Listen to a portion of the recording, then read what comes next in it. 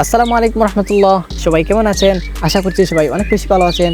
আজকের এই ব্লগে আপনারা দেখতে পারবেন শীতের সকালে কুয়াশা ঢাকা পথ, কুয়াশা কেটে মিষ্টি রোদের আলো এবং সুন্দর একটি ট্রেন ভ্রমণ। আর যাওয়ার পথে অসংখ্য ছোট ছোট পাহাড়, গ্রামীণ পরিবেশ, চায়ের বাগান, নদী এগুলা দেখতে পারবেন। তো চলুন শুরু করা যাক। এখন বাজে দুপুর 12টা। আমি আর কাশ্মীর ভাই বের হয়ে গেছি। মূলত আজকে আমাদের প্রোগ্রাম হচ্ছে কুলাউড়া। তো আমরা দুজনেই ডিরেক্ট সিলেট চলে আসি। আসার পর অনেক তাড়াতাড়ি করে রেল স্টেশনে পৌঁছাই, কিন্তু দুঃখের বিষয় হচ্ছে আমরা ট্রেনের টিকিট পাইনি। আমি অনলাইনে আগেই টিকিট কাটতে পারতাম, কিন্তু আমার বিকাশে টাকা ছিল না। যাই হোক, কিছু করার নেই, কিন্তু আসার সময় অবশ্যই ট্রেনে করে আসব, এই প্রতিজ্ঞা নিয়ে আমরা বাসের টিকিট কাটি। সিলেট থেকে কুলাউড়ার দূরত্ব হচ্ছে 62 কিলোমিটার। বাসে আসতে আমাদের 2 ঘন্টা লাগছে। তো তারপর আমরা প্রোগ্রামে পৌঁছাই এবং প্রোগ্রাম শেষ হয় আমাদের 12টার দিকে। তারপর আমরা বিশ্রাম নিই।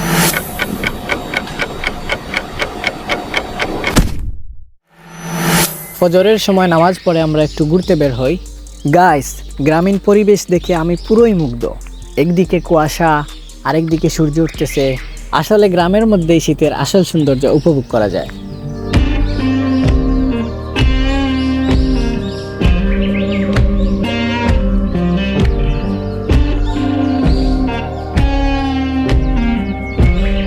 তারপর আমরা শীতের সকালটি উপভোগ করে সকালের খাবার খেয়ে 10টার দিকে আমরা বের হয়ে যাই এবং চলে আসি কুলাউড়া রেল স্টেশনে। আসার পর আমরা এখন টিকিট কাটবো। এখন দেখি, মাই গড, এত লম্বা serial. A few moments later. তারপর আমরা টিকিটটা কাটি এবং ফাইনালি আমাদের ট্রেনটা চলে আসে।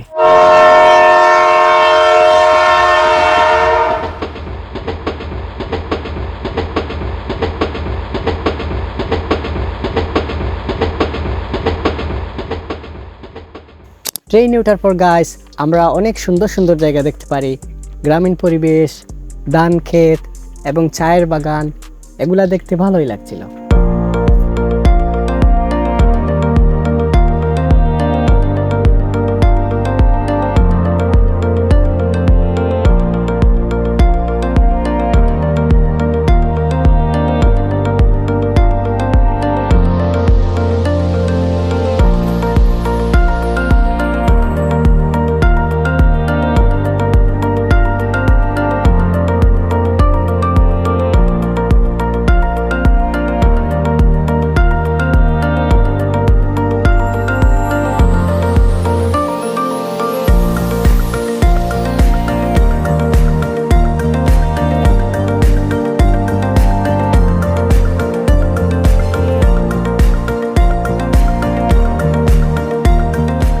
আর গাইস, ট্রেন থেকে এভাবে ভিডিও করা অনেক বিপজ্জনক, কারণ এভাবে নাকি অনেকের মোবাইল ছিনতাই হয়।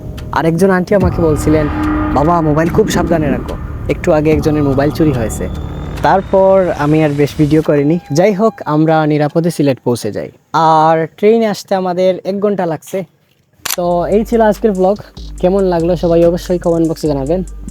সো সবাই ভালো থাকবেন, সুস্থ থাকবেন। আসসালামু আলাইকুম ওয়া রাহমাতুল্লাহি ওয়া বারাকাতুহু।